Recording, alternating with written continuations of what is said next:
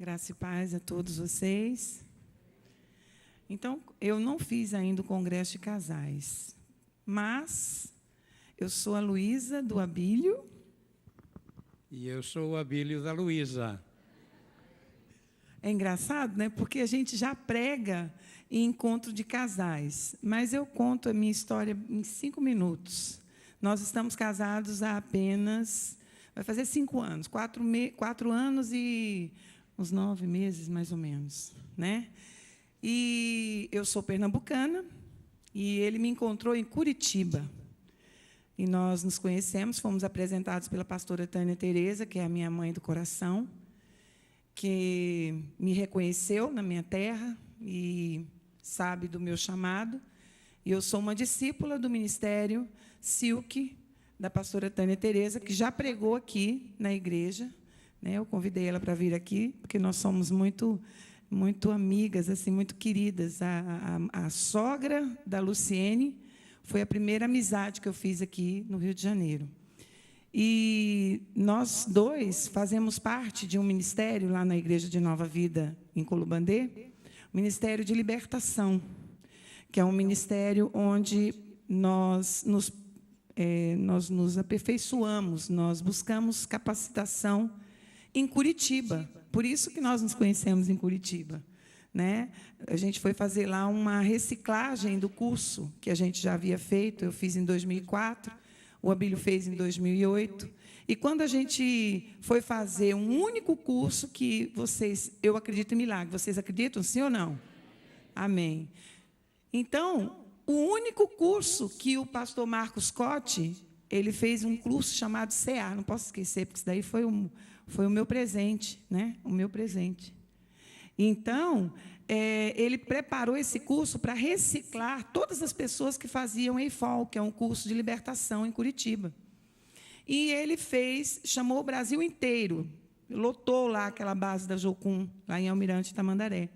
Lotou aquele lugar e a pastora Tânia olhou, eu estava num canto aqui, o Abílio estava lá na outra ponta, e ela olhou assim, olhou para mim, olhou para ele, vou apresentar esse casal. Vou apresentar porque eu sei quem é a Luísa e eu sei quem é o Abílio, porque ela é de Resende. E o Abílio já acompanhava e seguia ela em todos os seminários e tudo mais. E ela nos apresentou. E foi só esse curso e mais nada. Quer dizer, foi só para me apresentar ao Abílio. Deus tem uma estratégia. Fala para seu irmão, para seu marido, para o seu cônjuge, né, pastor? Para o seu cônjuge. Deus tem uma estratégia. E Ele aproveita uma oportunidade que você pensa que é uma coisa, mas é completamente outra. Eu não tinha intenção de conhecer marido lá, não. Nem estava procurando. Não estava procurando. Deus me conhece, sabe?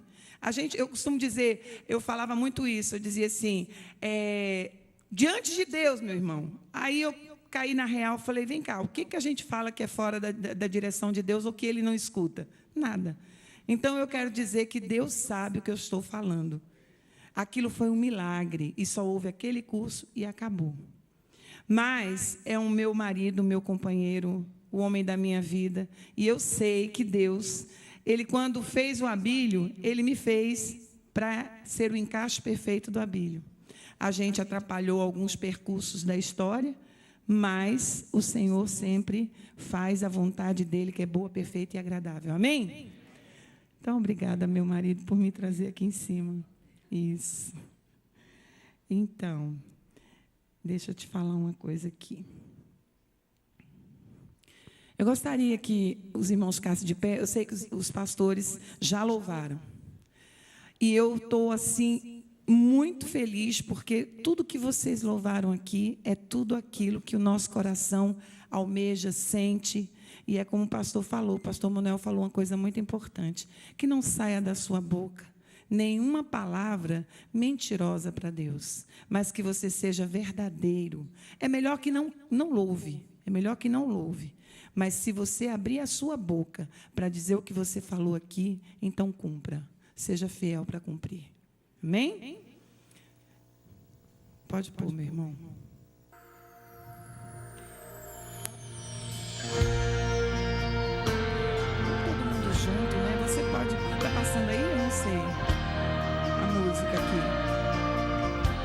Deus que cura.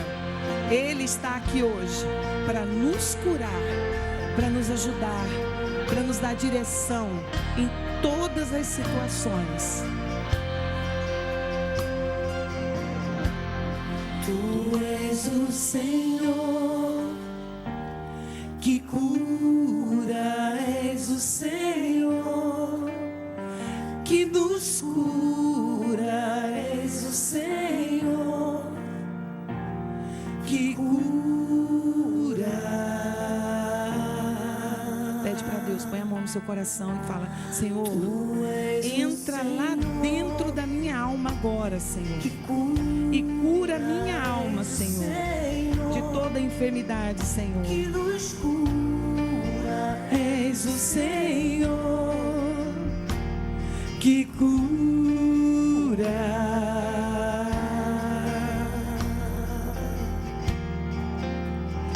Quando não há mais vida, esperança ou fé, Deus vai mover.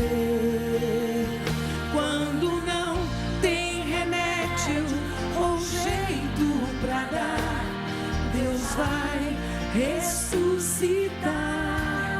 Sim, Senhor, ressuscita os nossos sonhos, Pai, a nossa cura, Senhor. Que cura, és o Senhor que nos cura, és o Senhor que cura. Oh Deus, por favor, Senhor, Tu és o Senhor que cura, Pai.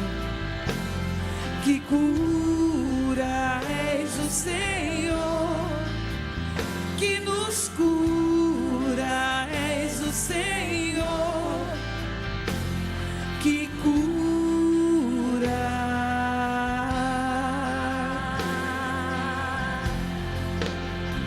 Quando não há mais vida, esperança ou fé, Deus vai mover. Quando não há remédio ou jeito pra dar, Deus vai ressuscitar. Sim, Senhor. Senhor, faz isso conosco nessa noite, ó Deus. Traz para nós, Senhor, a cura da nossa alma, Senhor. É a cura divina, Senhor.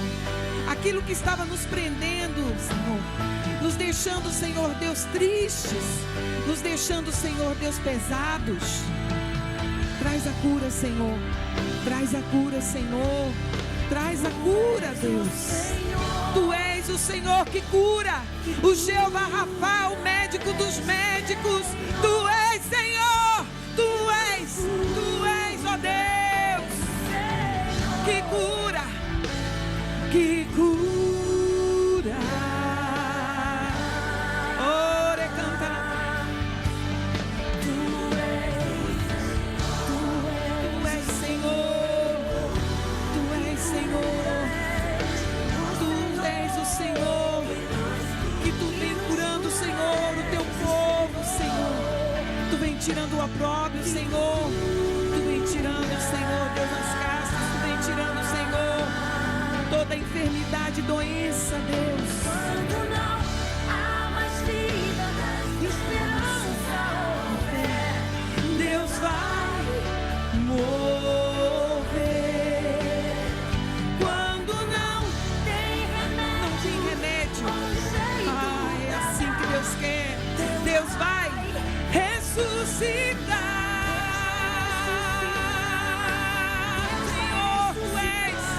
Tu és, Senhor, o Deus que nos cura, que nos ressuscita, que nos limpa, que nos refrigera. Senhor, Tu és, Senhor, Tu és, Senhor, Tu és, ó Deus. Aleluia! Você pode aplaudir o nosso Deus.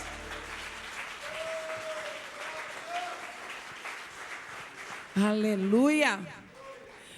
Vamos orar ao Senhor. Pai, em nome de Jesus, nós clamamos a Ti agora, Senhor. Que toda mente que está neste lugar, toda vida, todo ser que respira, que está aqui, Senhor, possa estar agora, Senhor Deus, se conectando ao trono da Tua graça, colocando diante de Ti as suas vidas, Pai, e pedindo ao Senhor, Deus, fala comigo. Repete comigo, meus irmãos: Senhor, fala comigo. Eu quero ouvir a Tua voz. Nesta noite, eu me coloco à mercê da Tua vontade, no nome e no sangue do meu Redentor, Jesus Cristo de Nazaré. Amém, amém e amém. Podem sentar, meus irmãos. Glória a Deus. Eu gostaria que os irmãos abrissem aí em 1 Tessalonicenses 5, 23. Nós vamos falar um pouquinho da nossa alma.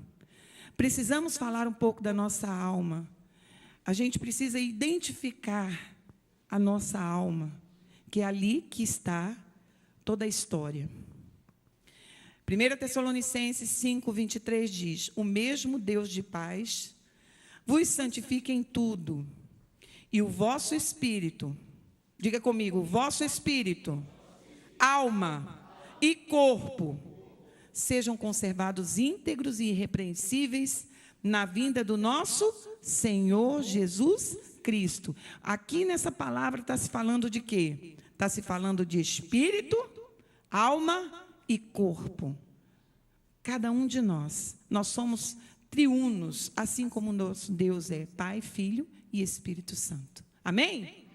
Vocês precisam entender um pouco, e eu sei que muitos daqui já sabem, e já têm assim, usado muito, entendendo que a alma é importante, porque ela é um banco de dados. É ali onde fica todas as marcas. É ali onde a gente sente que, quando você sente aquele ataque, aquele confronto, aquela palavra que entrou mal, é a sua alma que sente o abalo. Mas nós temos uma casca, e essa casca é essa aqui, ó. Aí umas são, né, bonitonas, outras precisam de mais chapinha, precisam mais de um pouquinho mais de cuidado no salão, né, Patrícia? Tem que frequentar um ambiente para poder dar, mas não existe ninguém feio, todos somos lindos aos olhos do nosso Deus. Somos maravilhosos, somos filhos.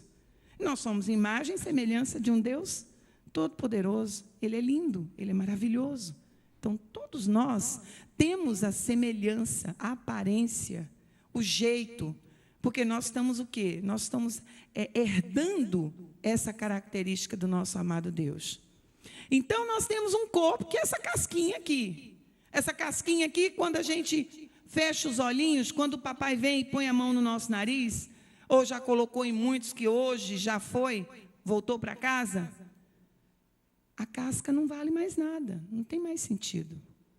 Mas a nossa alma é onde ficam os sentimentos, é onde fica impregnada as situações, as frustrações, as situações graves, a infância mal vivida, o pai que foi embora, a lembrança de uma notícia ruim, tudo que foi falado e que foi impactado naquele momento vai para a nossa alma. E aí, o que a gente faz com isso? O que a gente faz com isso? Muitos de nós conseguem. Eu sou de uma família que, glória a Deus, nós muitas vezes, porque o meu pai teve um primeiro casamento, e eu tenho irmãos mais velhos. Eu sou a primogênita da minha mãe. Minha mãe tem 56 anos de casada. Então, eu sou a primogênita da minha mãe, mas eu tenho irmãos, homens, e eu era só mulher. Gente, mas olha, era briga de tudo que era jeito, de pontapé, de mãozada, de tudo. Eles queriam me fazer do que eles queriam. E eu me levantava para me defender. Eu metia a mão e corria, né? Porque eu vou me enfrentar os meninos maiores do que eu. Então, eu tive que sobreviver àqueles marmanjos. E foi difícil, mas eu tenho uma família que tem um coração molinho. Então, meu irmão Zé Luiz, esse que era mais próximo de mim, que é 5 anos, mas era mais próximo, Esse meu irmão, quando a minha mãe pegava ele de jeito, porque ela era a madrasta dele, ela criou ele desde pequenininho. E era mãe, ele chama ela de mãe. Então, quando a minha mãe ia corrigir, mesmo que naquele tempo não tinha essa história da palmada, mas era cacetada mesmo, me levava palmada, cacetada, pausada, fio de ferro, enceradeira. Quem é do meu tempo sabe, né? Eu apanhei com fio de enceradeira bastante. Eu não fazia nada, mas a minha língua era difícil. Difícil. E quando eu vi o meu irmão Zé Luiz apanhando, a minha alma doía, eu chorava. Meu pai via isso, e ele lembra disso até hoje. A Luizinha, que nunca foi Luizinha, né, sempre foi grandona, aí ele falava assim, a Luizinha, ela ficava atrás da porta, chorando pelo irmão que vivia metendo pau nela. Né? E porque o meu irmão dizia assim, é muito engraçado, meu pai comerciante, meu irmão dizia assim, a gente vai ficar rico, e eu vou ajudar meu pai a ficar rico. Então, eu era louca por refrigerante de chocolate. Eu chegava, meu pai era comerciante, então ele tinha aqueles geladeira grandona, que antigamente tinha não sei quantas portas.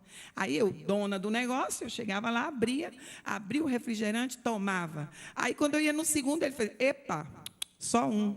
Por quê? Eu vou tomar 2. Nada disso, só pode tomar 1 por dia. Mas quem falou isso? Eu, porque o nosso pai vai ficar rico. Por causa de um refrigerante, ele vai ficar pobre. Não vai tomar. Então, assim, era briga, confusão, mas quando ele era disciplinado, eu chorava, porque eu amo meus irmãos. Mas pessoas que viveram na infância difícil, que tiveram pais separados, mãe que abandonou, gente que teve, assim, histórias e histórias e mais histórias, porque nós vivemos num trabalho que a gente escuta, você não imagina. Você não alcança a quantidade de histórico que nós escutamos. Nós já escutamos um histórico que vocês vão ficar pasmos. A pessoa não vão ficar, porque é Rio de Janeiro. Lá em Recife ficariam, mas aqui é mais comum. Porque lá a gente parece que vive em outro... É outro mundo. É de outro mundo lá o povo. Por quê? Porque não tem esse costume de ver tanta violência perto. Lá a gente escuta, mas é assim uma coisa mais esporádica e um pouco mais distante dos lugares. Mas esse cidadão, ele veio fazer um atendimento comigo e com o meu marido, e a gente começou a ouvir a história dele, uma história terrível. Um homem assim violento, um homem difícil, um homem com um histórico muito pesado.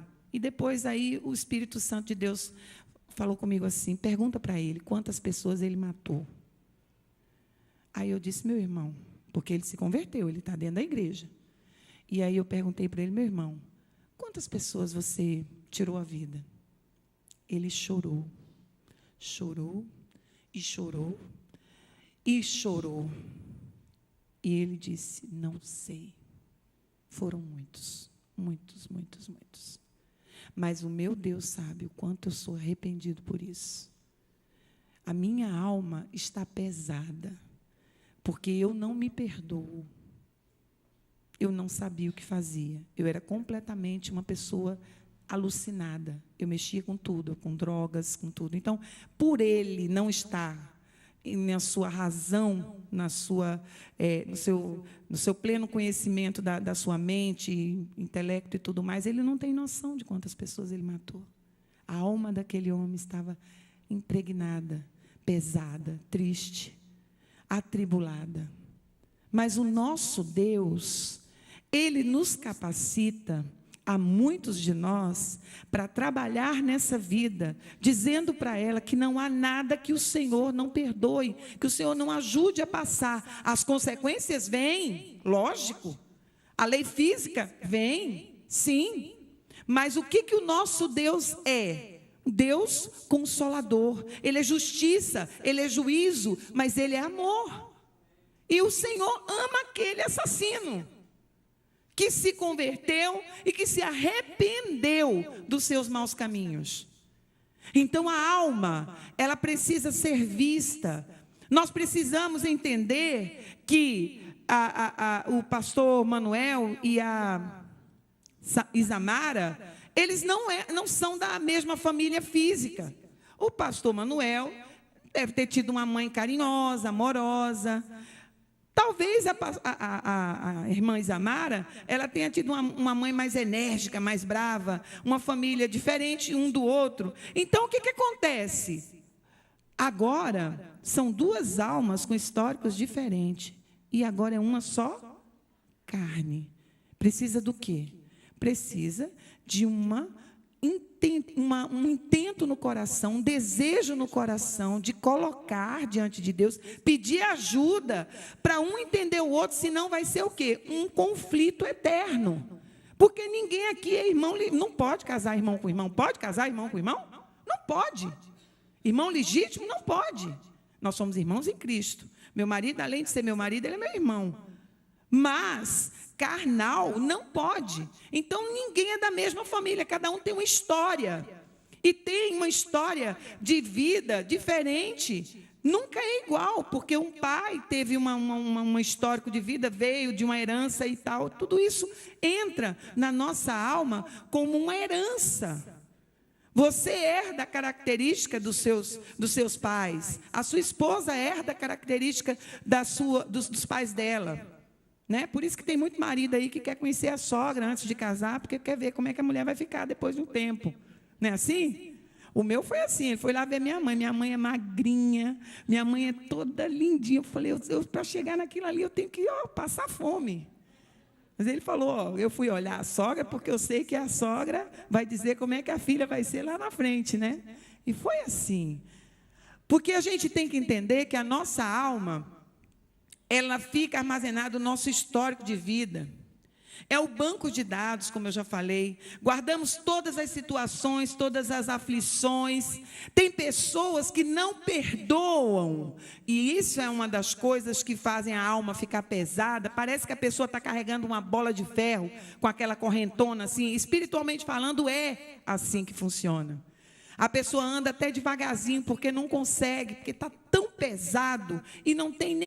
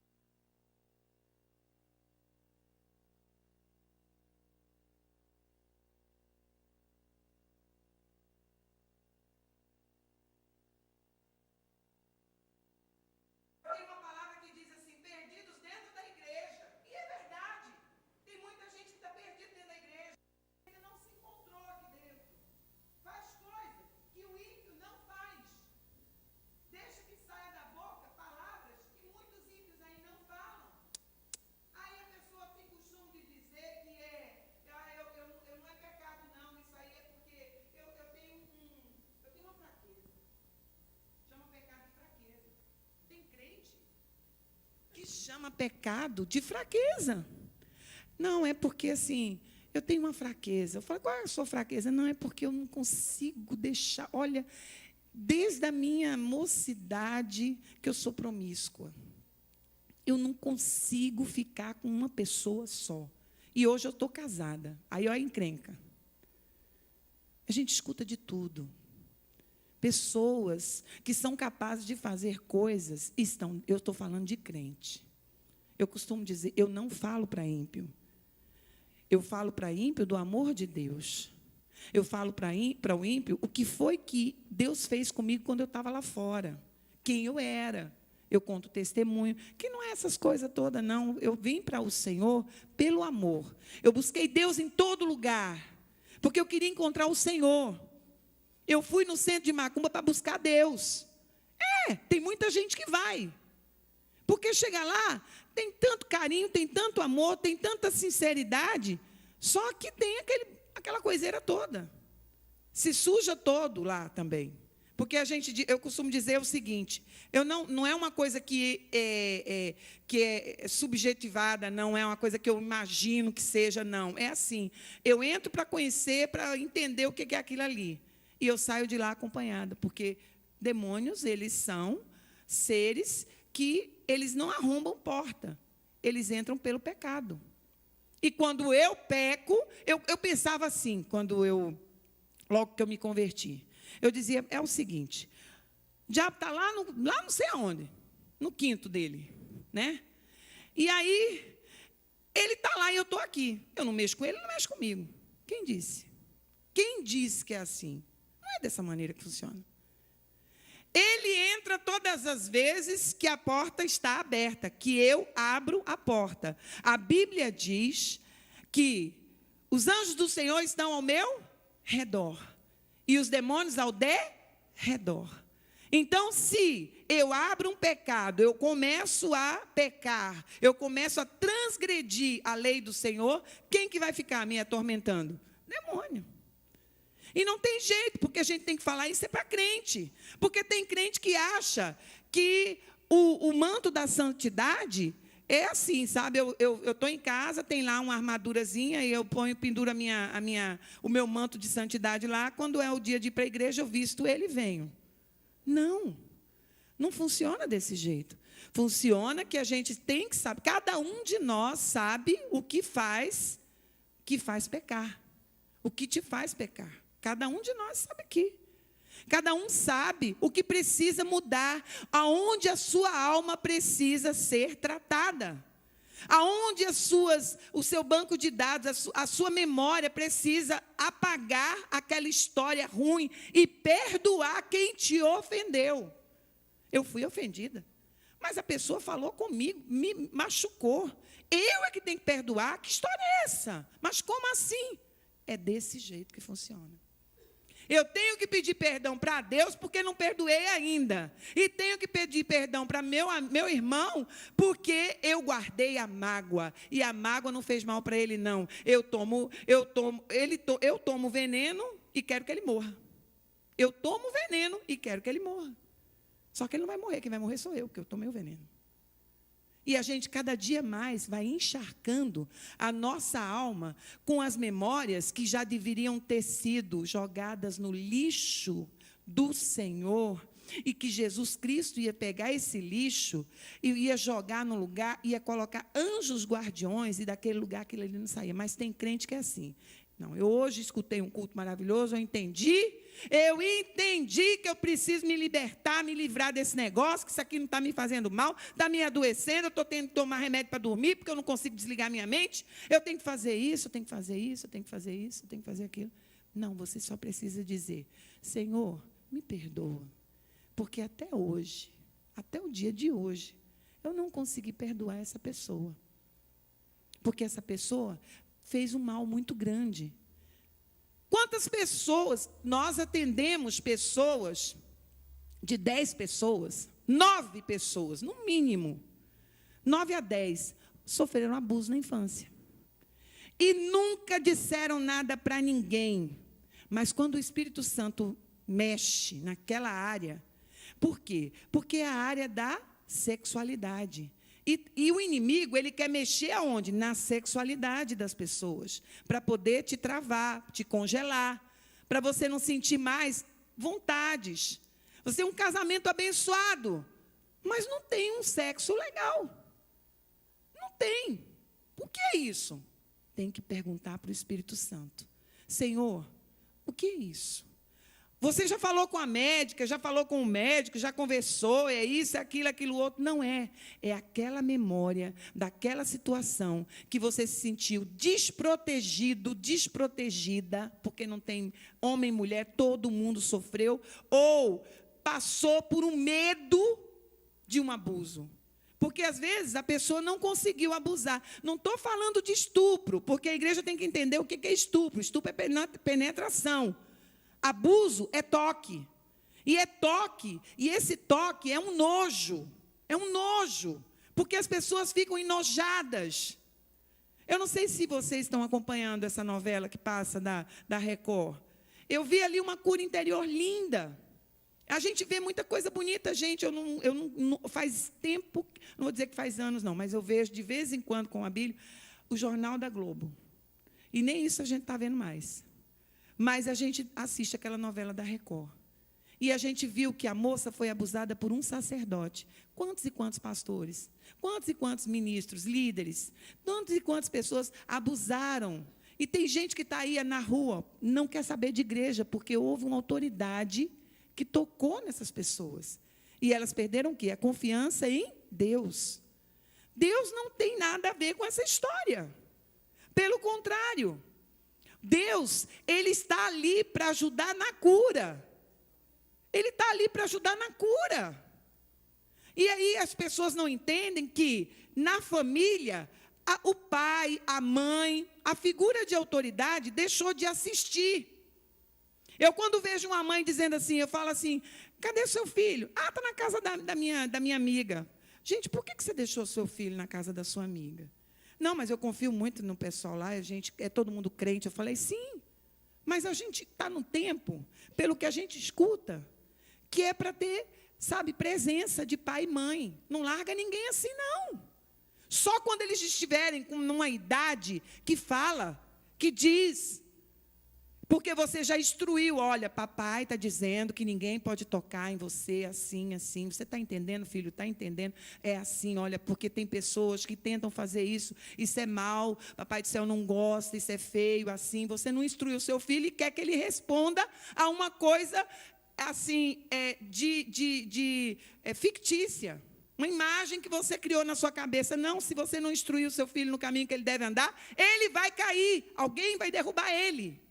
Mas quem falou isso? Deus. Ele nos protege através da palavra. Ele nos ensina, ele nos exorta. Só que a gente não leva tudo na palavra. A gente pensa, não, mas fulano é muito bonzinho. E quantas histórias a gente sabe de pedófilos por aí? A gente tem uma história que a gente participou de um evento lá em Palmas, Tocantins, que a pessoa era uma pessoa de autoridade. Essa pessoa montou uma creche, botou 40 crianças dentro dessa creche. 40 crianças. Ela, a mulher, abusou das 40 crianças. Todas as 40 crianças ela abusou. E quando ela despertou daquela maldade, ela acordou, ela pediu perdão para toda a igreja, confessou o pecado dela, essa mulher está curada. Mas antes disso, essa mulher criou 40 traumas. 40 pessoas, crianças, ficaram traumatizadas. E despertou na criança uma sexualidade prematura por conta disso. Isso ficou aonde? Na alma. Fica na alma. Marca. E o inferno coloca uma mordaça. Não vou contar, porque se eu contar para a mamãe, mamãe me bate. Não vou contar, porque se eu contar para papai, papai me bate. Aí o que é uma mordaça espiritual? E a gente vai crescendo, e vai crescendo, e vai crescendo, se torna homem e mulher. E na novela, a gente vê que a moça era criança, menina. E ela foi abusada por um sacerdote. E não queria que homem nenhum a tocasse. Ela se apaixonou por um rapaz, mas ela não conseguia deixar ele chegar junto e nem se imaginava casar com ele. Porque disse para a prima dela, eu não consigo. Isso daí é uma coisa de novela, mas que a vida real é muito real. Isso é muito real. Quantas e quantas pessoas que não são homossexuais e estão solteiros há tanto tempo? Se a gente for fazer um mapeamento da história, a gente vai ver que tem alguma coisa. Então, eu quero dizer para vocês que a nossa alma, ela precisa ser liberta. Ela precisa tirar de dentro todas as mazelas do passado. Colocar o Espírito Santo, vem, entra em mim, faz morada dentro de mim, limpa e me purifica das memórias, das imagens, daquilo que eu sofri. Eu não tenho que culpar ninguém. Eu tenho que pedir ajuda ao Senhor. É isso que eu tenho que fazer.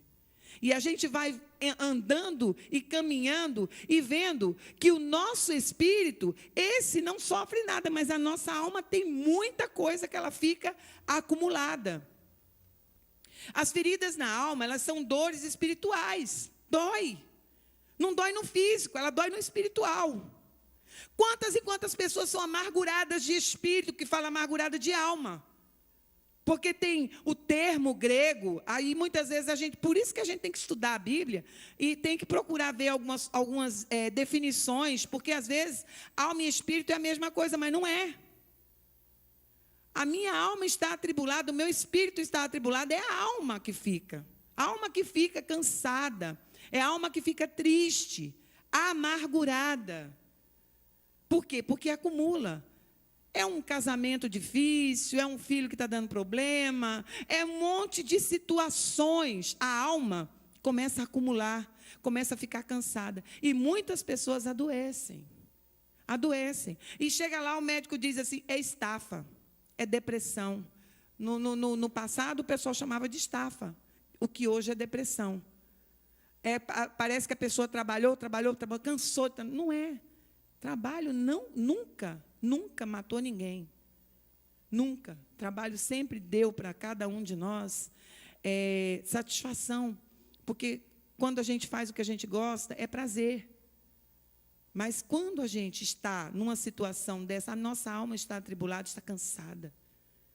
Está fissurada de tanta amargura.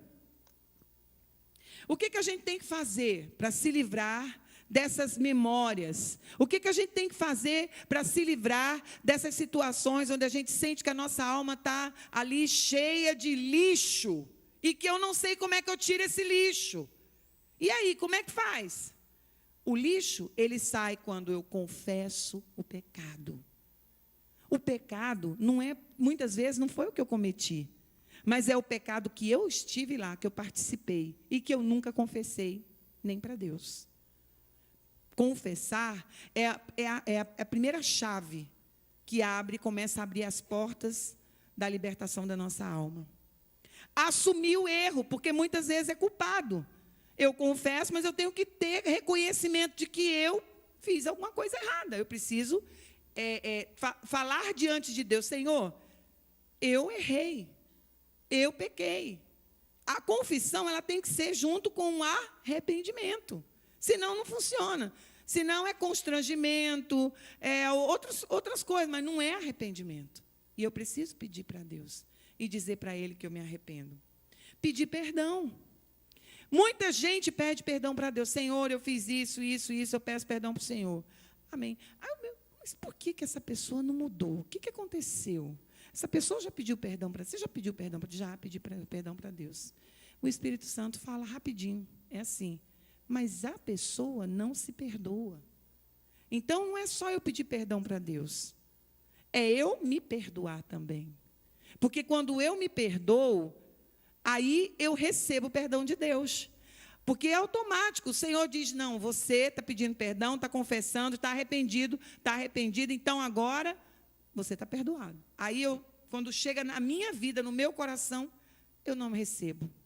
Eu continuo o quê? Doente da minha alma. Permitir que Deus, que cura, entre na sua alma para te curar. Jeová Rafa é o Deus que cura. Se Ele entrar na sua alma, se Ele entrar na sua vida, se Ele entrar no problema que você está vivendo e disser, Senhor, me cura, me ajuda, eu preciso da tua ajuda. Abre a boca, crente, não deixa acumular nada. Quanto mais você deixa, mais coisa, mais pesado você fica. E nós temos que ser um povo leve, um povo feliz, um povo alegre. Não importa o que você vive. Sabe o que importa? É o Deus que você serve, é o Deus que você entregou a sua vida. Isso é que importa. Isso aqui é temporário, gente. Tudo é temporário, tudo é emprestado. Tudo é emprestado. Nada é seu. Eu cheguei lá na minha terra, lá em Recife, que eu vou muito lá, meus pais são idosos, e eu vou muito lá. Aí eu cheguei para meu pai e falei, papai, que terno velho é esse aqui? Meu Deus do céu, que coisa horrorosa é essa aqui? Esse negócio aqui está até com cheiro de mofo, sei lá. Ah, não, isso aí eu não dou, não troco, não vendo, não faço nada. Foi meu tio que fez. E o meu tio que fez, e ele está aí separado, porque eu vou ser enterrado com ele. O senhor está enganado. Pode perder a esperança. Eu acho até que esse negócio aí não vai dar no senhor. Deus me livre, o senhor não está vendo que eu não vou deixar o senhor feio desse jeito? Vai não, papai, vai não. Ah, não. E esse sapato aqui? Não, esse sapato aqui é o conjunto com o terno. Eu falei, o senhor está brincando comigo. Um sapato que, se a gente apertar ele se parte, porque o sapato não aguenta nem graxa mais, de tão velho que está. Ele está pior do que aquele papel velho que, quando você faz assim, ele trinca. Está todo trincado. Aí eu falei, papai, deixa eu só te explicar uma coisa. Quando a gente morre, papai, a gente não tem que querer, não. A gente tem que querer enquanto está vivo. Depois que morre, não tem jeito. O senhor vai bonitão, papai, eu vou pegar a melhor roupa, porque só é isso aí que o senhor vai levar, mais nada. Tudo é emprestado, nada é nosso. Por que a gente faz tanta questão de tanta besteira, de tanta bobagem? É uma coisa, outra, e tudo a gente sente uma dor, uma decepção, um constrangimento. Não, gente, tudo é emprestado. Não estou dizendo para você largar tudo, não, também. Estou dizendo para você cuidar, sim, porque Deus colocou na sua mão. E você tem que dar conta de tudo aquilo que Ele põe na sua mão. Se é um emprego, se é uma família, se é uma esposa, se é um esposo, você vai dar conta. Cuida bem dessa esposa, cuida bem desse marido, mulheres. Toda plantinha... Eu ia trazer aqui 2 plantas, uma bem seca e quase morrendo, e uma bem vivinha. Sabe o que eu ia mostrar? Que aquela seca já foi aquela viva. Mas aí esqueceram de colocar água 1 dia, 2, 3, 4, 5, 10 dias depois a planta ficou seca e morreu. Assim é o nosso casamento. Assim é a nossa vida.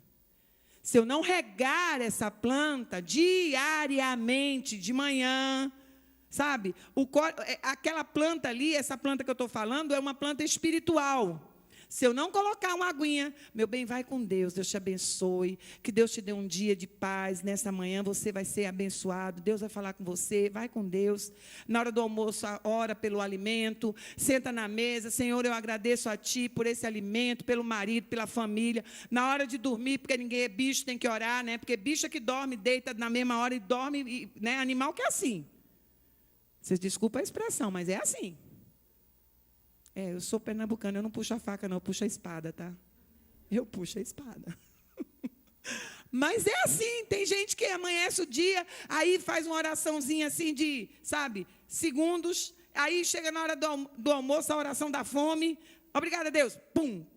Aí, na hora de dormir, a mulher, vamos fazer a oração. Não, eu estou muito cansada, eu tenho que dormir, eu não aguento, não, hoje foi um dia terrível e tal, vai dormir. Não é assim, gente. Porque a gente tem que fazer as coisas para Deus com excelência. O que a gente precisa fazer para Deus? Eu tenho um testemunho de um rapaz, o filho de uma pastora lá de Recife, que ele veio ficar aqui na minha casa. A gente mora em Niterói e ele veio para ficar uns diazinhos com a gente. No dia do casamento desse rapaz, eu não estou falando isso para vocês, para impactar vocês, nem para dizer que eu deixo de ser alguma coisa, não. Pelo contrário, que eu diminua e o Senhor cresça. Então, o rapaz chegou no dia do casamento e disse, eu quero. Na hora que ele estava fazendo os votos para a mulher dele, eu fui testemunha do casamento, eu e o Abílio. Aí ele olhou para a mulher, para a esposa dele, falou assim, eu quero fazer como a minha tia Luísa faz com o meu tio Abílio. Nós não somos tios, mas ele chama assim. E eu quero ter tempo de oração com a minha esposa. Eu quero, porque ele estava na minha casa e ele sabe a hora que a gente sai do quarto. A gente sai do quarto depois que a gente tem um tempo de oração. Sempre a gente fez isso. Então, ele disse isso no casamento. Por quê? Porque ele assistiu. Gente, as pessoas que estão em nosso redor, nós precisamos dar testemunho, não testemunho. Nós precisamos impactar pessoas por aquilo que você escolheu. Você escolheu ser o quê? Evangélico. Você escolheu que o Evangelho do Senhor é um manual de vida para você seguir e obedecer. Então, é isso que a gente tem que fazer. Continuando. Ser um intercessor. Aqui em Neemias 1:11. Por que eu falo disso? Intercessão. É muito importante. A gente precisa combater as feridas da nossa alma com intercessão. Porque muitas vezes é algo que está passando, sabe? Sua mãe tem uma tristeza no coração, você não sabe, mas tem essa tristeza no coração. Isso aí passa como se fosse uma carga genética. Não tem gente que tem as pernas cheias de varizes, porque a mãe tem varizes. Eu tenho. E a minha avó, eu me lembro da minha bisavó. Eu tive a sorte de conhecer bisavó, dos dois lados. Então, a minha bisavó, ela tinha muitos vasos na perna. A minha avó também. A minha mãe tem. E eu, sim, também tenho. Agora, eu vou dizer que isso não é herança? É herança. É uma herança. Aí ele diz aqui em Neemias 1:11. É uma oração que Neemias fez. E é preciso que a gente faça essas orações assim, entendendo que a gente precisa direcionar a nossa oração para isso. Ah, Senhor. A minha versão é Nova Linguagem Internacional, porque eu gosto de bem clarinho. Ah, Senhor, estejam, pois, atentos os teus ouvidos à oração do teu servo e a dos teus servos que se agradam de temer o teu nome. E por aí vai os outros versículos. Então, ele diz assim, que a minha oração seja ouvida pelo Senhor e também a dos servos que se agradam de temer ao Senhor. Eu tenho eu adquiri um hábito com o Abílio.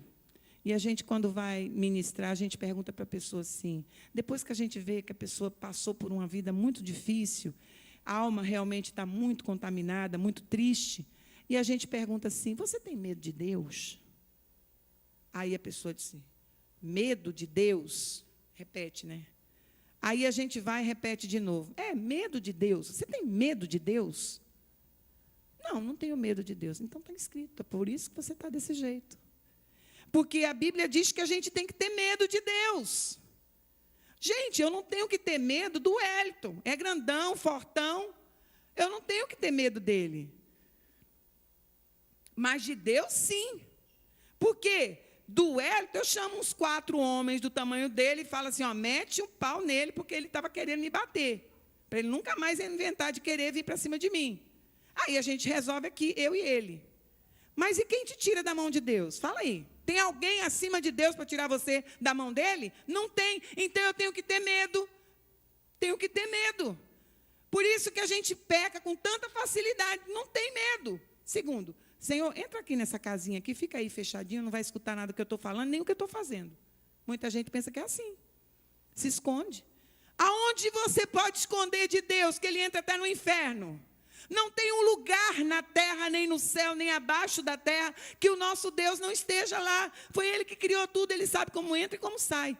E Ele vai lá e fica triste com muitos que estão lá, que não eram para estar, mas decidiram ir, porque negaram o Senhor. Não receberam Ele. Não quiseram Ele. Não aceitaram Ele. Não escolheram Ele. Então, a gente tem que entender que a intercessão funciona. E a gente tem que interceder pedindo pela minha vida, pela vida das pessoas que eu amo, que é a minha família, perdoando aquelas pessoas intercessoriamente, porque quem fez alguma coisa para mim vai sofrer a consequência, porque Deus é amor, mas Ele é justiça. Ai daquele que mexe no Filho de Deus. Está ferrado. Está encrencado. Ah, mas não vai acontecer nada. Espera. Espera, porque a justiça de Deus é com Ele. Quem disse que você sabe de alguma coisa e eu? Nós não sabemos de nada. Nós somos por fora, não sabemos de nada. Deus tem uma mente muito, mas muito enorme. E é uma coisa assim que homem nenhum nunca vai alcançar. Nunca alcançou e nunca vai alcançar. Os pensamentos do nosso Deus são altíssimos. As feridas na nossa alma, elas são alimentos. Pastor, eu estou perto, como é que eu estou aí? Da média, né? Então, vai ser rápido. As feridas da nossa alma, elas são alimentos, habitat de demônios. Assim como Deus habita nos louvores, espíritos malignos habitam nas feridas da nossa alma. O Espírito Santo de Deus habita nos louvores. Por quê? Lembra de Saul? Saul mandava chama Davi aqui com a harpa dele, porque ele estava atribulado, era demônio para todo lado, fazendo tudo errado, dando cabimento para o diabo entrar, fazer tudo que estragar com a vida dele, tomou o reinado dele, ele ficou sem nada, e ele ficava o quê? Perturbado, aquilo era demônio. Aí ele chama quem? Davi, para adorar a Deus. E quando ele adorava a Deus, os demônios não aguentavam, iam embora, sumiam, desapareciam. Só que quando Davi saía com a harpinha dele para lá, ia embora, as coisas voltavam. Por quê? Não havia arrependimento, não havia pedido de ajuda, porque ele se justificava. Quantos crentes se justificam no pecado que está fazendo? Ah, mas é porque a minha esposa, ela não, sabe, ela não me dá bola. Mas a mulher lá, a secretária lá do meu trabalho, a minha colega lá, é muito amigável, ela leva bolo para mim. Ela faz isso, ela faz aquilo outro, justifica ainda. Eu não me separo por causa dos filhos. Você não separa, essas pessoas não se separam, é porque é confortável esse lugar de pecado, sabe? Mas só que isso tem consequências, e consequências desastrosas e graves. O nosso Deus, não sou eu. A Bíblia diz que os adúlteros não herdarão o reino dos céus. Perdeu a chance, perdeu a morada eterna. A gente está aqui de passageiro. Como eu falei, nós estamos com tudo emprestado. Então, se você perdeu, está numa encrenca. 1 Pedro 5, 8 e 9 diz assim, 1 Pedro 5, o versículo 8 e 9, vai ser bem rápido. Sede sóbrios e vigilantes. O diabo, vosso adversário, anda em derredor como um leão que ruge, procurando alguém para devorar. Resisti-lhes firmes na fé. Palavra de Deus. Versículo 9. Resisti-lhes firme na fé, certo de que sofrimentos iguais aos vossos estão se cumprindo na vossa irmandade espalhada pelo mundo. Não é só você que sofre, não. Ó vida, ó tristeza, isso é só comigo. Não. Tem muita gente passando igualzinho que você está passando por aqui. Sabe o que acontece? É com o que eu vou fazer com aquilo que eu estou passando, é que é a diferença que vai fazer. A diferença que vai ter naquilo que eu escolho fazer. Quem é que não tem problema na terra? Tem alguém? Você conhece alguém que não tem nenhum tipo de problema, está tranquilo, sem nada? Sem nada. Não tem. Eu digo que tem. Sabe quem é? Quem foi sepultado hoje de tarde. Aquele ali acabou, não tem mais problema nenhum na terra. Já era. Agora o problema dele, a encrenca dele é outra. Não sei o que aconteceu. Se ele não confessou o Senhor Jesus, tem uma encrenca grande, eterna. Não tem mais chance. Mas todos nós temos problemas. Enfrentamos situações. E quando a gente pensa que é só com a gente, não, tem um monte de gente passando. Só que a gente tem que entender que a gente vai vencer, porque a vitória está do nosso lado. O guerreiro, o grandioso guerreiro, Jeová Sabaó, é o nosso Deus, Ele está do nosso lado, Ele é nosso Pai. Mas eu preciso o quê? Me encontrar como filha. Porque se eu me encontrar como serva, vai ter problema. Eu prego muito isso. A minha casa, eu tenho uma pessoa para trabalhar para mim, para fazer comida, limpar as coisas lá, tudo. Uma empregada doméstica. Eu tenho na minha casa. Ela não sabe que eu estou pregando aqui na igreja. Ela não sabe. Mas a minha mãe sabe que eu estou aqui. O meu marido está comigo aqui. Quem é íntimo comigo sabe onde eu estou. Porque a intimidade de filha, de parentesco. A minha empregada, ela é serva. Me serve muito bem. Uma bênção. Mas eu não conto as minhas coisas para ela. Tem uma diferença entre servo e filho. Eu quero ser uma filha que serve ao pai. Aí sim eu quero. Eu quero que o meu pai se alegre com os feitos que eu tenho feito para a honra dele. Não para a minha glória. Que glória eu vou ter? Nenhuma. Então, a gente tem que entender que o que está escrito aqui em resistir firmes na fé, porque nós precisamos disso. E eu quero dizer para vocês que a fé não vem pelo ler a palavra de Deus, não. A fé vem pelo ouvir. A Bíblia diz que a gente tem que estar aqui para ouvir. Quando o pastor está pregando, escute. Não deixa ninguém roubar, não, porque tem um monte de ave de rapina tentando tirar a tua atenção. O irmão que levanta, que vai no banheiro, o menino que fala alguma coisa, fica assim, ó, pega a sua mente e faz aquela oração que eu fiz aqui. Eu quero conectar minha mente ao trono da graça do Senhor e nada vai me roubar a atenção em nome de Jesus. Eu vim para ouvir, porque eu vou receber o quê? Uma carga de fé aqui dentro. O primeiro estágio da ferida da alma, diz que a ferida da alma, há uma geração que amaldiçoa seu pai e que não bendiz a sua mãe. Isso daí abre uma ferida. Está lá em Provérbios 31, há uma geração que amaldiçoa a seu pai e não bendiz a sua mãe. Gente, o 5º mandamento, honrar pai e mãe. Ali não diz assim, porque não tem muito texto bíblico que faz assim, né, pastor? Mas, se você, tal. Se, ou então. Tem sempre uma palavrinha que você diz assim, olha, você vai ter isso, mas você pode perder tudo se acontecer assim. Mas o 5º mandamento não diz assim, se seu pai e sua mãe, se o seu pai for um alcoólatra, se o seu pai for um mulherengo, desses homens que abandonou sua mãe, e agora está doente, quer voltar para casa. Mas se o seu pai for um cafajeste, se o seu pai for um assassino, se o seu pai for isso, se sua mãe for uma prostituta, sua mãe... Aí você não tem obrigação, você está desobrigado a honrar. Não tem. Não tem. Honrar independente do que eles fizeram ou do que eles fazem. Honrar independente daquilo que eles magoaram ou feriram teu coração, tua alma. Honrar e ponto final. Porque Deus, Ele faz um negócio que eu quando era criança, eu era muito rebelde. Mas por que eu era rebelde? Porque eu não aceitava não como resposta. E aí eu vou e me converto e eu tenho que aceitar não como resposta. É duro, é complicado. Mas Deus diz não e pronto. Acabou. Acabou.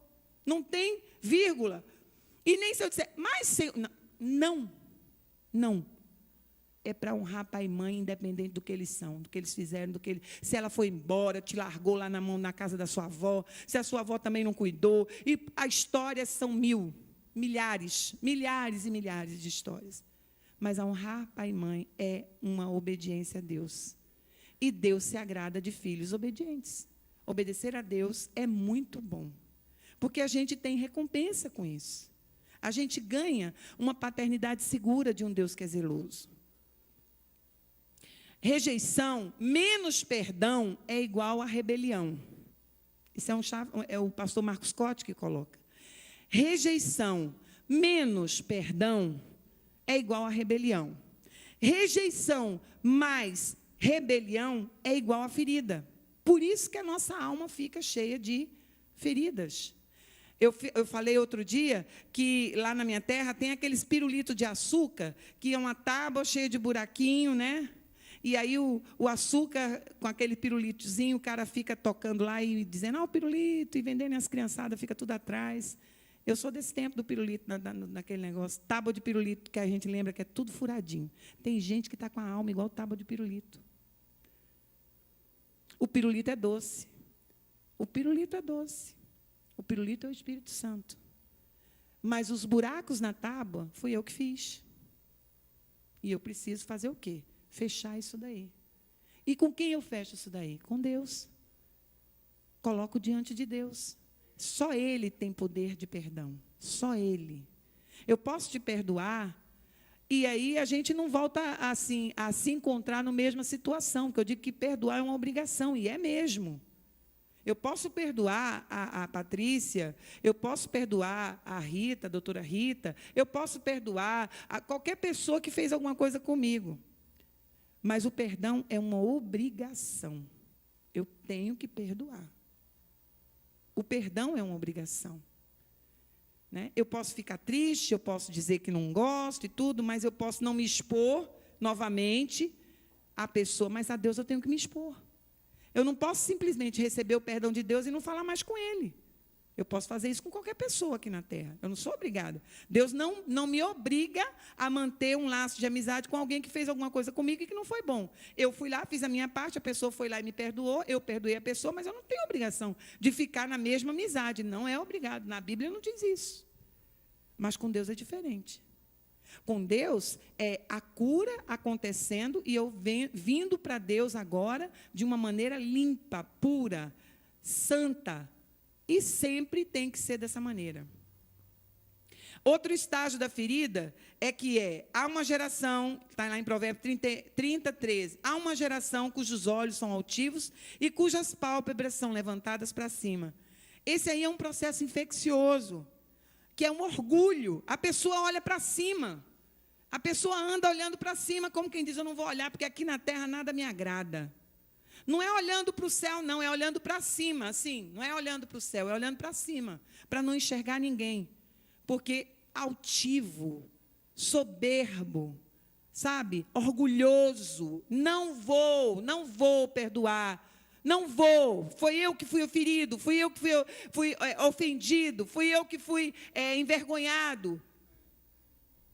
Eu falo isso no masculino, mas assim, estou colocando como humanidade para mulher e para homem. Outro estágio, Provérbios 30, 14. Há daqueles cujos dentes são espadas e cujos queixais são facas, para consumirem a terra os aflitos e os necessitados entre os homens. Este é um processo de propagação da ferida e é contagioso, porque o espírito é crítico, é o tempo todo na crítica. É uma pessoa que está sempre criticando as pessoas, mas não olha para si próprio, não olha para si mesmo, não se vê. Porque quando eu estou observando ou criticando alguma coisa, eu estou deixando de me observar. Quem que é santo, puro, não faz nada errado? Todos nós fazemos errado. Então, a gente não tem que estar criticando nem estar falando, não. A gente tem que ir lá para Neemias 1:11. Orar ao Senhor, interceder por aquela vida, pedir para Deus tocar e transformar.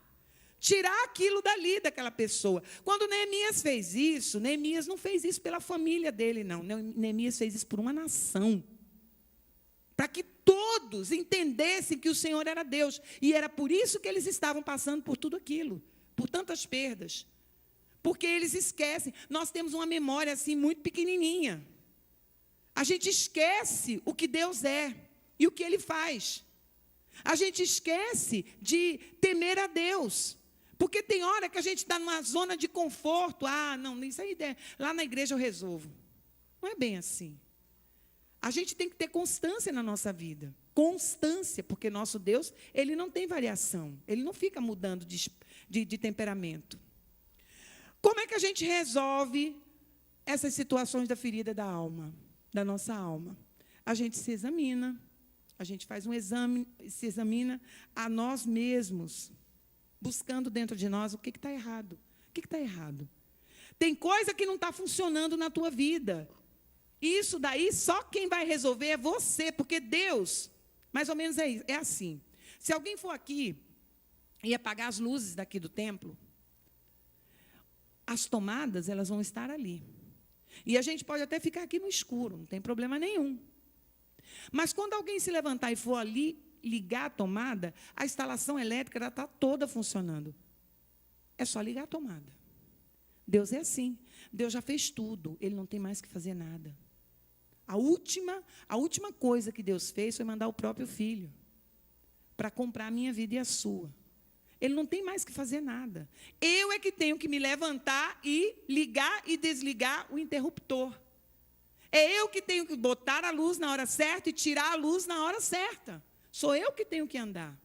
Sou eu que tenho que enxergar dentro de mim o que não está funcionando, para colocar a minha alma em ação e sair dessa coisa que é aquele passado, aquela história, aquelas mazelas todas, tirar aquilo de dentro de mim e me limpar e ficar limpo por dentro, ficar puro. Aí o Espírito Santo vai ter o quê? Livre acesso. Eu vou ter a casa ornamentada, um templo preparado para o meu Deus. Não é visitação, não, é morada. É morada.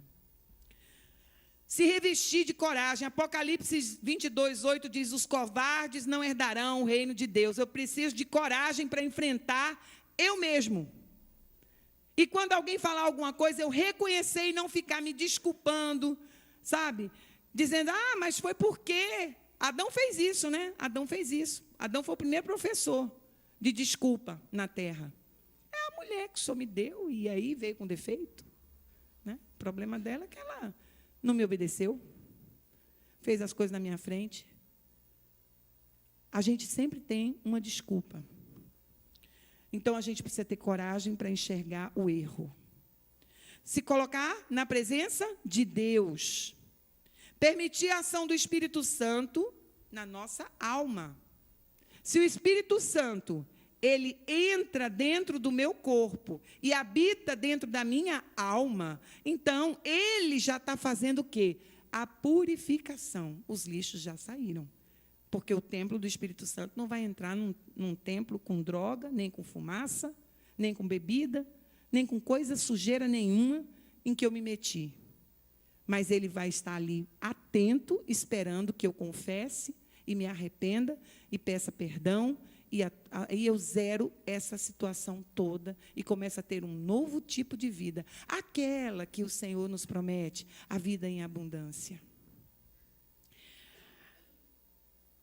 Confesse que você é incapaz de se curar sem a intervenção de Deus. A gente tem que fazer essas confissões. Senhor, eu não consigo, não sei. Tem gente que fala assim, eu pergunto para a pessoa assim, você, com a ajuda do Espírito Santo, se coloca para pedir perdão, para receber o perdão e também para perdoar essa pessoa, porque sozinha você não vai conseguir, mas com a ajuda do Espírito Santo, você aceita essa ajuda? Aceito. Então, começou a andar. Aí começou a destravar a vida daquela pessoa. Porque se você chegar para a pessoa assim, perdoa fulano, não quero perdoar, não vou perdoar. Foi eu que fui ofendido, eu não vou perdoar. Essa pessoa nem se arrependeu, e se eu for pedir perdão para ela, ela vai ter certeza de que era ela que estava certa, e não eu. Então, a gente não tem que estar certo nem errado, a gente tem que fazer o quê? A vontade de Deus, obedecer a Deus, ser obedientes ao Senhor. E aí a gente vai ver resultados na nossa vida espiritual. Porque a nossa vida espiritual, ela tem que ser plena, tem que ser agradável, tem que ser boa. Nós precisamos entender que nós não podemos fazer de conta que somos uma coisa e somos outra coisa. Use a ação curadora do perdão, liberando todos os que te ofenderam. Mateus 6,12. Mateus 6,12 é a oração do Pai Nosso. E ali, no versículo 12, diz assim, perdoa as nossas ofensas, como também nós perdoamos as pessoas que nos ofenderam. Vocês já imaginaram quantos anos você já fez essa oração e não prestou atenção nisso aqui? Que eu tenho que perdoar quem me ofendeu, quem me causou dano. Por isso que hoje em dia, o Espírito Santo está soprando nas igrejas, soprando nas reuniões de oração, perdão, perdoe, perdoe, perdoe, porque se você não perdoar o irmão que você vê, nem tampouco o teu Pai te perdoará. Ele não perdoa quem não perdoa, Deus não perdoa quem não perdoa. E a minha alma precisa receber essa liberação, senão eu vou estar com alguma limitação, eu vou estar carregando correntes nas minhas pernas, não vou ter liberdade para andar. Os meus passos vão ser comedidos. Anda com liberdade, meu irmão. Anda com liberdade, minha irmã. Foi por isso que Jesus lutou por nós. Foi por isso que ele pagou o alto preço. Ele se entregou ali naquela cruz pela minha vida e pela sua. Olha para a cruz. Lembra do que aconteceu ali. Não pensa no que você passou, não, que você não passou nada. Quem passou foi Jesus. Deixou a sua glória para comprar nossa vida. Quem faria isso por nós, senão Ele? Perdão é um ato de vontade. Não é um sentimento, você não vai conseguir sentir vontade de fazer isso, jamais. Você tem vontade de matar. Vontade de matar a pessoa. Mas vontade de perdoar, você não sente essa vontade. É uma sensação de obediência gerada dentro do seu coração, através de uma oração e de uma concordância, que só o Senhor pode dar para nós. Força e coragem. O perdão é um ato contínuo, é sempre. Você vai estar perdoando. A Bíblia diz que você tem que perdoar quantas vezes? 70 vezes 7. Eu fiz essa conta, pastor, é um negócio sério. 490 vezes por dia, por hora, sei lá, é um negócio tão longe da minha consciência matemática que é muita coisa. Isso é o quê? É Deus te avisando, perdoa, perdoa, perdoa, perdoa e perdoa. E não tem outra coisa a não ser perdoar. E é só isso que você tem que fazer. O perdão é espiritual e ele cura a alma e vai para a minha carne. Porque muitas pessoas estão doentes na carne por falta de perdão no coração, porque gerou dentro da mente, veio para a alma, veio para o corpo e agora está uma doença. Eu conheço pessoas que quando começou o processo de perdão, não conseguia andar, andava de bengala. Simplesmente, na hora que começou a perdoar, e liberando, porque já era uma pessoa de idade, ela andava de bengala. E até o dia de hoje, o médico chega e diz, eu não sei como é que você consegue andar sem a bengala, porque está osso com osso, você não tem mais cartilagem. Aí ela responde, eu sei te responder, doutor, foi Deus que me curou. Então vai ser assim até o resto da minha vida, aquela bengala jamais, nunca mais. E isso já tem mais de 10 anos. Não é coisa de 2 meses, não é coisa de uma semana. Porque o perdão, ele é curador. Ele sara, ele cura, ele liberta. O perdão é reconhecer que somos diferentes entre nós. Não pensamos igual, portanto, nós somos pessoas diferentes. Mas olha, quando você senta e escuta uma história de um irmão que está passando por alguma situação e que pede oração para você, a primeira coisa que você gera no seu coração é amor. É amor. É o sentimento que é mais propício à presença do Espírito Santo. Porque sem amor não tem valor nada. Nada do que você fizer tem valor. Porque foi por nos amar e por amar o mundo de tal maneira que Ele nos deu Jesus. Amor, amor e amor. Meus irmãos, curvem a sua cabeça. Vamos orar ao Senhor. Eu gostaria de fazer um apelo para vocês, e eu costumo fazer isso. Porque o Espírito Santo, ele está aqui, falou com vocês, falou comigo, e aí a gente está tendo uma oportunidade. Eu não sei quantas vezes a gente tem essa oportunidade na vida. Glória a Deus que a gente tem uma igreja abençoada. Mas eu gostaria de chamar aqui à frente, as pessoas que gostariam de selar com uma oração o liberar do perdão. Eu gostaria que vocês pudessem vir aqui, porque nós vamos interceder pela sua vida e vamos testemunhar. Eu quero dizer que crente não tem reputação, crente tem Deus, crente tem Jesus. Não importa o que vão pensar de mim, eu quero é Deus. Quantas histórias eu já escutei, quantas pessoas eu já vi pregando, falando da sua própria vida, expondo a sua vida, dizendo quantas vezes pessoas foram estupradas, foram maltratadas, tiveram sua vida devassada mesmo, e fizeram o quê? Disso tudo um testemunho para a glória de Deus, para mostrar a cura divina, ela é possível. Então, eu quero chamar aqui à frente todos que precisam selar e glorificar ao Senhor através do perdão. Se você sente no seu coração, vem aqui à frente, meu irmão. Eu gostaria que viesse um tangedor aqui. Você quer vir, pastor Júnior? Vai vir também, pastora. Vem também.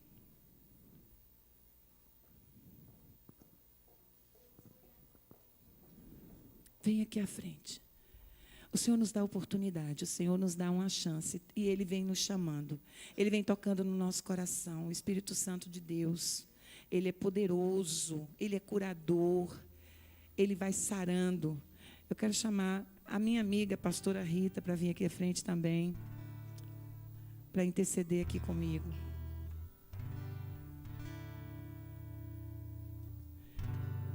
Oh, Deus.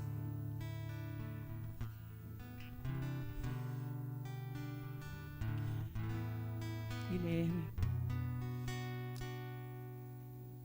Eu gostaria que a igreja ficasse de pé e estendesse a sua mão. Coração puro, coração inclinado a obedecer a Deus. Pai, em nome de Jesus, queremos colocar diante de Ti todas essas vidas, Senhor. Espírito Santo de Deus, nós queremos interceder agora. Queremos testemunhar, Senhor, que os Teus filhos, a partir de hoje, Senhor, receberam uma cura divina nos seus corações, Pai. Estão começando agora, Senhor, a dar o primeiro passo de muitos, de limpeza de alma, faxina de alma, Senhor. Em nome de Jesus, assim como eu fui, Senhor, curada, assim como muitos de nós, Senhor, de uma história de vida, Senhor. Teve, Senhor Deus, momentos em que nós choramos mesmo, Senhor, e achávamos que não tinha mais jeito, não tinha mais chance, que isso daí estava enterrado, estava morto. Mas não estava não, Senhor, porque isso é um veneno, é a sujeira, é o entulho que precisava sair, Pai, em nome de Jesus. Deus, nós nessa noite queremos declarar que o Senhor agora traga para cada um dos Teus filhos que aqui estão, Senhor Deus, uma alma nova, refazendo dentro deles, Senhor Deus, um espírito novo, inabalável, curado, sarado, tratado, renovado. Deus, em nome de Jesus, Espírito Santo de Deus, agora recolhe neste lugar toda impureza, toda história, Senhor Deus, que maculou a alma dos Teus filhos, que sujou, Senhor, que trouxe choro, que trouxe, Senhor Deus, decepção, frustração. Deus, são pessoas, Pai, muitas pessoas que feriram, traíram, foram injustiçadas. E agora, Senhor, no poder que há no nome, no sangue de Jesus, Senhor, que venha a cura, que venha a cura divina, que venha a cura divina, Senhor. Que venha a Tua cura, Senhor. Renova, Senhor. Renova, Deus, em nome de Jesus. Em nome de Jesus, Pai. Que haja cura. Que haja cura. Oh, Deus poderoso. Não queremos mais ser igual, Pai. Não queremos sair daqui como entramos, Pai. Achávamos que estávamos bem, Senhor, mas não estávamos não, Senhor. O Senhor nos trouxe nessa noite para sairmos daqui de alma lavada. Oh, glória a Deus, alma lavada, curados, sarados, transformados, verdadeiros guerreiros de Deus. Porque o Teu exército, Senhor Deus, estava ferido. Um exército ferido não pode prevalecer. Precisamos estar curados para curar, Pai. Precisamos estar curados, Senhor Deus, para dar testemunho do que o Senhor é para nós. As pessoas que estão ao nosso redor precisam ver a diferença de ontem para hoje. Hoje, o Senhor Jesus andou nessas cadeiras E ele disse que dele saiu o poder de cura. Saiu o poder de cura do Senhor nesta noite.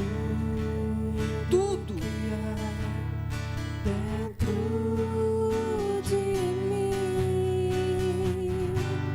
necessita ser mudado, Senhor, porque tudo que há dentro do meu coração necessita mais de ti.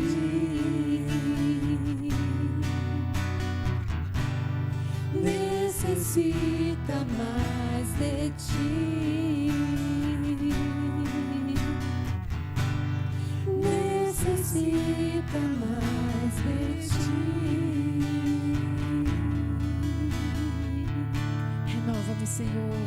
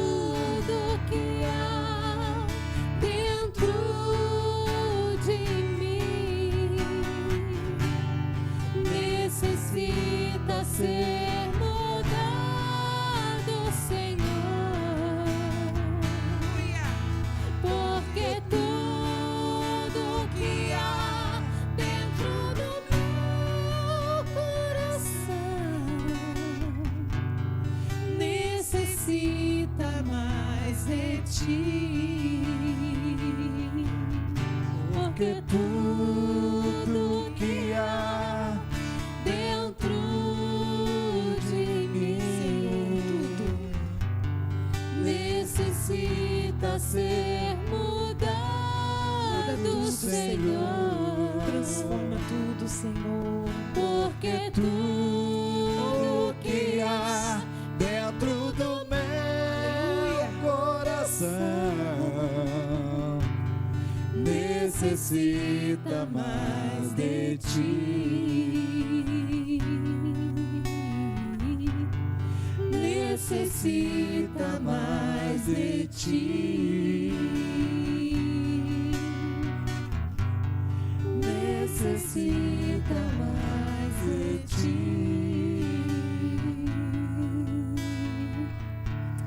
Aleluia, Senhor.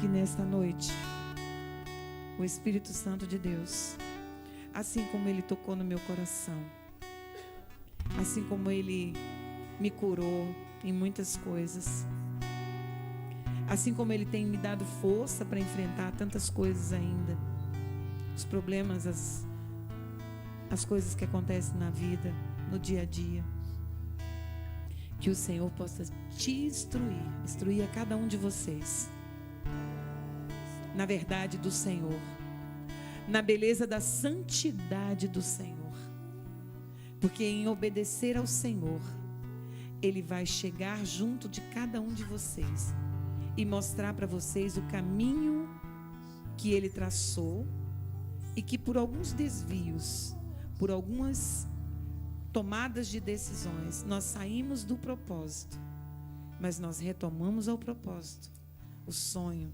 as veredas antigas do nosso Deus. O sonho que Ele sonhou para cada um de vocês, para cada um de nós.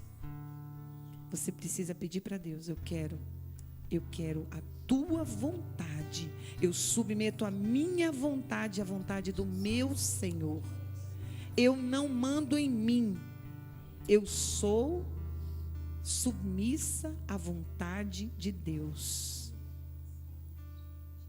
Repitam comigo: Senhor, meu Deus e meu Pai, diante do Senhor, eu quero hoje entregar o meu coração, a minha alma, os meus sentimentos, para que esse tratamento, essa operação que foi feita nesta noite, eu possa me convalescer a partir de hoje, porque a cura já foi autorizada e eu quero ser curado no nome de Jesus para sempre. As feridas da minha alma estão sendo curadas com o bálsamo de Gileade, que vem do céu, o bálsamo da cura. Em nome de Jesus. Amém. Podem voltar para os seus lugares. Amém, pastor.